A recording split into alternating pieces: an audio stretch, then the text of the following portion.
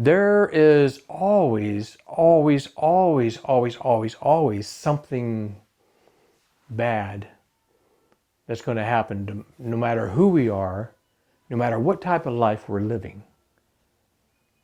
But what matters is how we handle it. So how are you going to handle somebody chewing you out for something you didn't do? How are you going to handle going outside and seeing, well, I got a flat tire.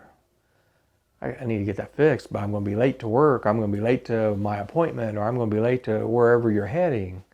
Or you're driving down the road and somebody cuts you off and it's like really close. I mean, you can probably stick a piece of paper between you and the other vehicle, and it would have been their fault.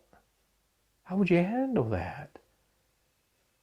Or you're pulling up to a light and it turns yellow and the car in front of you goes to slow down and then speeds up, but it turns red before you get to the intersection, so you have to stop.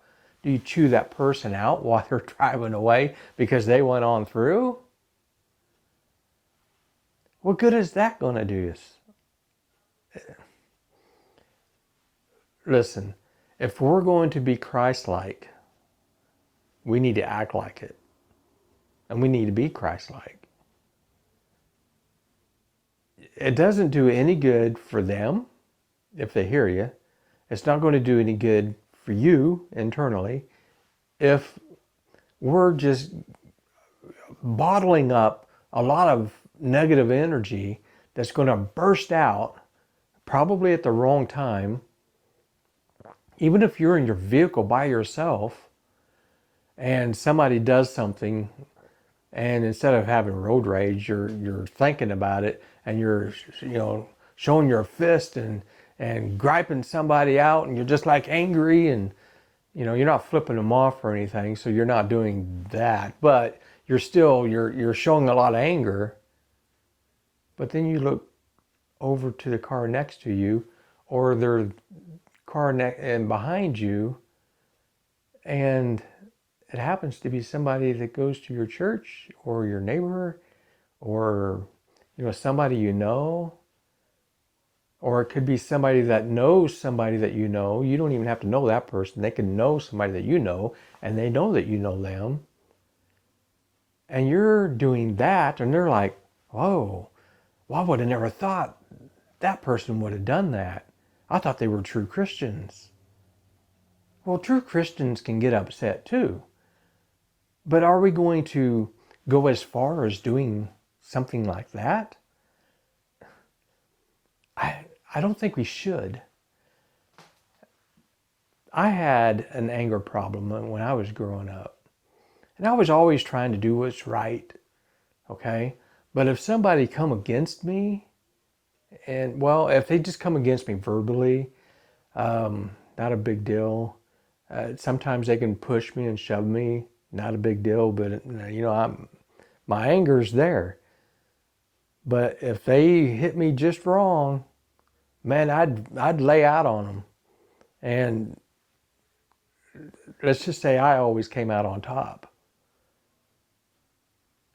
That wasn't good. That anger can take and throw you in a whirlwind in the wrong way. So you have to control it. And the only way I found to be able to control that kind of anger is through Jesus Christ. And believe me, I'm glad, because there have been many times to where I could have taken somebody's life. I was so mad. Seriously, it was not good. It was a scary thing. It was scary. And I don't ever want to go there again. But the only way I was able to control that is through Jesus Christ, because now it's like I know I can do what I need to do for survival, but it's not a big deal. I've had people hit me, and I just stand there and look at them. I had a girl kick me between the legs, and she had her two buddies there. Actually, I could have taken all three of them at that time. Not a big deal. I just stood there and, is that all you got? Which made them angrier because I'm just standing there. They thought I was going to start fighting, and that's why she had her two buddies there, because they thought they was tough enough to take me on, which they found out later that that wasn't true, because my little brother was being beat up by two guys. One guy was about 6'1". He's a pretty big guy. And the other guy was about my height, and both of them were a little older than me. But I was walking down the street and I thought I heard my brother crying. And I looked over down, in the field a little bit, up against a fence, and they were just pounding on him. I said, wait a minute, this isn't going to happen. So I run over there and got both of them off from him, and I told him to get out of here. And he goes, they're going to hurt you. And I said, no, they're not. Get out of here, because they're going to hurt you. Well, what ended up there is I probably had maybe one or two little bruises. Not a big deal, but I came out on top of both of them. And I'm not bragging. I'm just telling you that this is how my anger is, or was. And that was a controlled, because when they hit me, it was all right, fine. But when it came to helping somebody else, God was able to channel that and help me take care of that situation to help my little brother. So that was a good thing. There has been many times to where I've been able to use that anger in a good way. But I've also seen that anger get really close to snapping to where that would not have been a good thing. And especially with some of my kids and my wife, because I can only take so much, and anybody can only take so much. So we have to be really careful with how we say and do things. At the time, there was a moment that I felt like snapping, and it was at my wife at the moment. And this is for you couples out there, to where you have to be really careful, because she kept putting herself down, and she did that a whole lot. And I would argue with her about that. And I'd not really try to argue with her. I would just say, you shouldn't be talking about yourself that way. You're much better than that. And always trying to lift her up.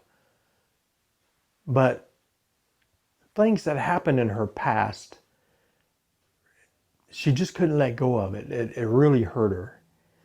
And so we were always bickering about stuff like that. And it was tough. And I just wanted to get so angry at her and just blow up and yell. And sometimes I did.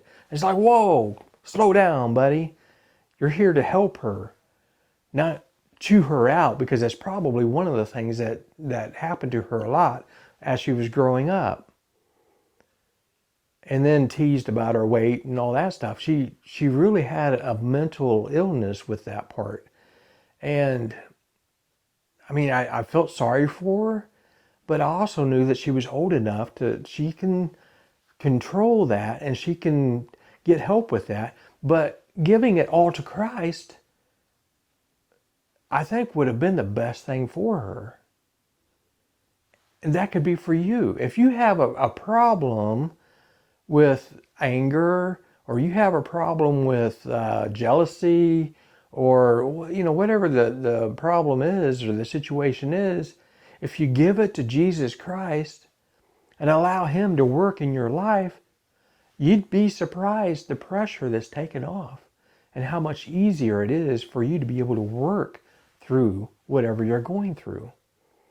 And try not to, and here I use that try again, try not to yell and give in to Satan's way of doing things. Now you got the back door of trying not to yell and giving things to Satan's way.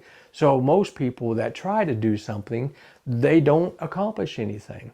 Now if they go do something and they fail at it and then work at it to better themselves so next time they go do it, they can become better.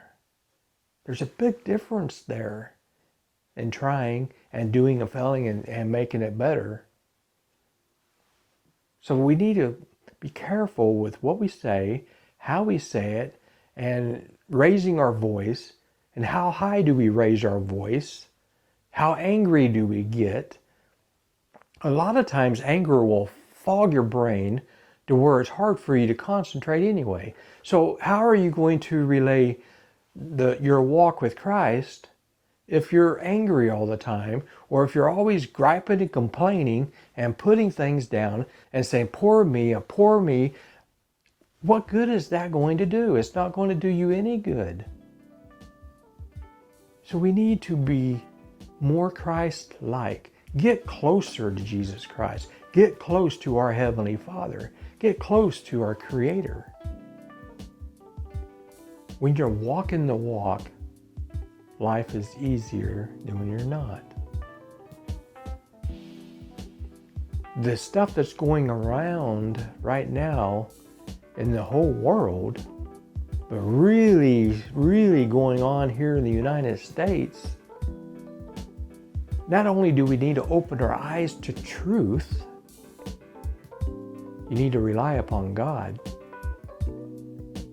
to be able to do what's right and to go forward, to make things happen. Don't just sit back and pray. Make things happen. God will have a door for us, but we have to seek to find that door to be able to walk through it and make things happen.